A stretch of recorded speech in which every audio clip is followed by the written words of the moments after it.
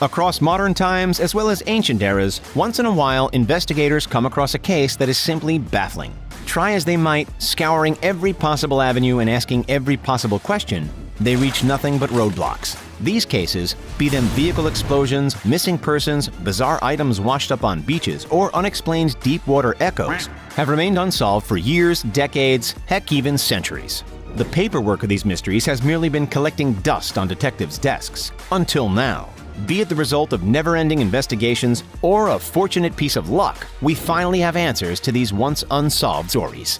Kicking things off, let's take a look at one of the most famous and most fiery aircraft disasters in history. In May of 1937, the hype around the Hindenburg airship was huge. Its makers claimed that it could cross the Atlantic in half the time of that of a boat. The hydrogen-filled airship had so much potential, but sadly failed miserably, exploding into uncontrollable flames in midair before crashing back down to Earth. Of the 100 people on board, 35 never made it out. For the better part of a century, this colossal disaster remained mostly a mystery. Scientists had a number of theories, including lightning, explosive paint properties, and the possibility of a bomb on board. But it wasn't until 2013 that we finally solved this case. A team of experts came to the conclusion that either a faulty gas valve or a broken wire caused hydrogen to leak into the ventilation shafts. Meanwhile, the entire airship had been charged with static electricity from a thunderstorm. The static caused a spark, which ignited the leaked hydrogen and ultimately proved to be the disaster's catalyst.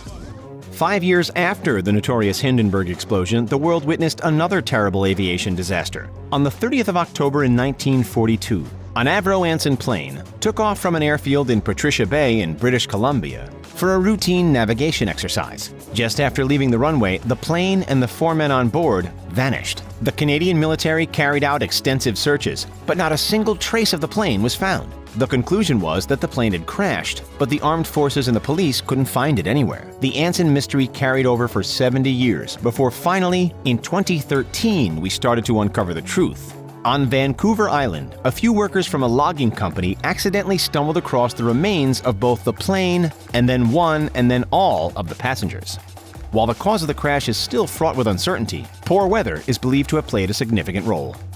In 1995, 2 unnamed victims were discovered in New Britain, Connecticut. The police were hoping that the bodies could be quickly identified. However, nobody had reported anyone of similar description as missing, causing the investigation to reach a roadblock. It took until 2014, almost 2 decades later, for the answers to be revealed. Distant relatives of the victims, who were later discovered to be Elizabeth Haunch and her mother, Marcia Haunch, had called up the police and stated that they hadn't heard from the 2 women since 1995. Why weren't the police called earlier? Because the person most likely to have called the police, Elizabeth's mother and Marcia's partner, Robert Haunch, as it turns out, was the person who committed the crime. The police were granted a warrant to arrest Robert and put him behind bars. Robert had another daughter, Celeste Murillo, who lived with him in the early 1990s. Celeste was friendly with Elizabeth, her half-sister. Fortunately, Celeste managed to escape unscathed. The 1963 assassination of President John F. Kennedy in Dallas remains one of the most tragic and most notable political events in American history. Findings concluded that it was Lee Harvey Oswald who pulled the trigger. But in the aftermath of that fateful day, investigations became focused on another rather obscure element. Numerous photos from that day showed the blurry presence of the so-called Umbrella Man. Some suggested that the Umbrella Man's existence was proof of a conspiracy theory, perhaps using the umbrella as a means to signal a sniper. Others floated the idea that the umbrella concealed a poisoned dart gun. However, when the JFK case was reopened in the late 1970s, the mystery was solved. Our Umbrella Man had revealed himself as Louis Stephen Witt, a simple warehouse manager. Witt had a motive behind his umbrella. It was an homage to British Prime Minister Neville Chamberlain's ever-present umbrella. JFK supported Chamberlain, and Chamberlain entered an appeasement agreement with the Germans. Simply put, Louis Stephen Witt's presence was a political statement, not a weapon. Has anybody out there ever been to Death Valley? The scorching desert is known as one of the hottest places in the world. Because of this immense heat, not much grows there, and except for driving through it, not much happens there. Except for one incredible phenomenon in the racetrack Playa lakebed.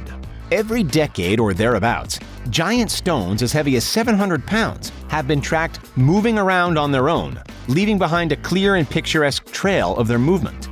This unique sight has been observed since the 1940s, and yet it took until 2011 for researchers to finally understand the reason behind it. Here's the answer the scientists have been searching for. During the winter, the riverbed sometimes fills up with a thin layer of rainfall. Overnight, as temperatures drop, the layer of water freezes into thin sheets of ice. The next day, winds push the stones ever so slightly along the cracked ice. Their movement, at only a few inches per second, is slow enough that the human eye visitors can't notice it from a distance. From the searing heat of Death Valley to the frosty cold of the Antarctic waters, the puzzling ocean quack sound has been perplexing submarine radio systems for decades.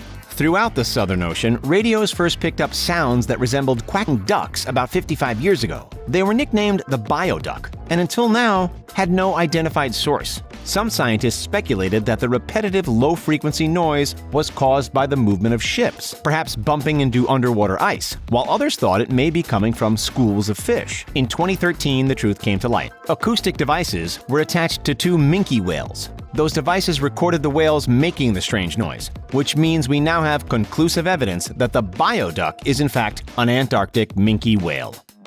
Back in 1845, English explorer Sir John Franklin set sail for Canada with 128 crew members and 3 years' worth of food. His mission? To find an Arctic route connecting the Atlantic and the Pacific Oceans. These days, that route is called the Northwest Passage. Right here, but back then it was unidentified. Rather than return with good news, Franklin and his crew simply vanished without a trace. Multiple search expeditions were sent out, over 30 in fact. 14 years after the initial vanishing, the first bones were found. But what happened? Two studies, one conducted by Canadian anthropologist Owen Beattie in the 1980s, and the other in 2013, came to this conclusion. First, the ships became stuck in Arctic ice. Unable to free them from their entrapment, the explorers succumbed not to starvation or cold, but to disease such as tuberculosis. In 2014, a Canadian robot submarine located the wreckage of one of Franklin's ships under the Arctic ice. This isn't the only case of an icy shipwreck. In the early morning hours of the 15th of April in 1912, the ill-fated RMS Titanic collided with an iceberg in the Atlantic Ocean during its maiden voyage. For decades, the explanation appeared relatively simple. Captain Edward Smith and his crew ignored other ships' warnings about icebergs in their path and decided to continue full steam ahead anyway. The Titanic scraped an iceberg which ripped a hole into the hull, inviting water into the ship, and started the chain reaction that led to its sinking. Apart from that storyline, its sinking has been peppered with uncertainty. However, recent evidence suggests that the reason the ship sank wasn't solely the iceberg, but rather a fire burning out of control in the coal room, one which was weakening the hull just days before the ship departed. We've got an entire video about that actually. Check it out after you finish this one. The link is in the description. From something fraught with tragedy to something that'll give you a bit of a laugh, let's head on over to the picturesque Iroise coast of Brittany. That's this area in northwestern France. For close to 40 years, the most peculiar thing has been washing up Brittany's beaches. Over and over again, locals have stumbled across bright orange, novelty Garfield telephones. Sometimes they're merely fragments and sometimes they're fully intact. Either way, it's a little weird, that's for sure. So where are all these cartoon cats coming from? As it turns out, back in 1983, a cargo ship carrying a crate full had one of its containers swept off. The container had become lodged in a secluded coastal 100-foot-deep cave under the cliffs of Plourzel. Winding the clock all the way back to the year 217 BCE, Pharaoh Ptolemy IV of Egypt declared war on the Seleucid ruler Antiochus III. This battle featured a unique weapon, war elephants. A Greek historian named Polybius described the events. He stated that on the one hand, Antiochus was using Indian elephants. On the other hand, Ptolemy was using African elephants. But the historian described the Indian elephants to be larger, which is not the case. All sorts of explanations were offered to justify Polybius's historical account, with most agreeing that even though Pharaoh Ptolemy did use African elephants, he couldn't find any larger savanna herds and was forced to resort to smaller forest herds instead. Alas, we now know the truth. Polybius simply got it wrong, and until well into the 19th century, his ancient accounts were accepted, wrongly, as fact. But Polybius wasn't actually at the battle, and wrote his account some 70 years later based on stories and myths.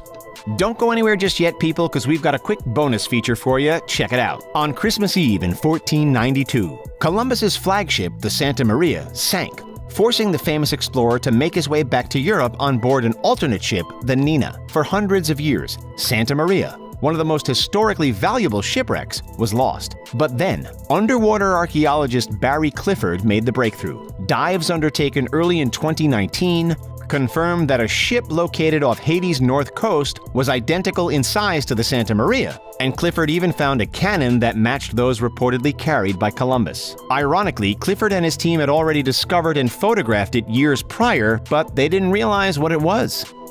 Are there any other unsolved mysteries that you can think of? Share them in the comments. Don't forget to like this video, subscribe to the channel, and as always, thanks for checking out The Richest. See you next time and have a great day.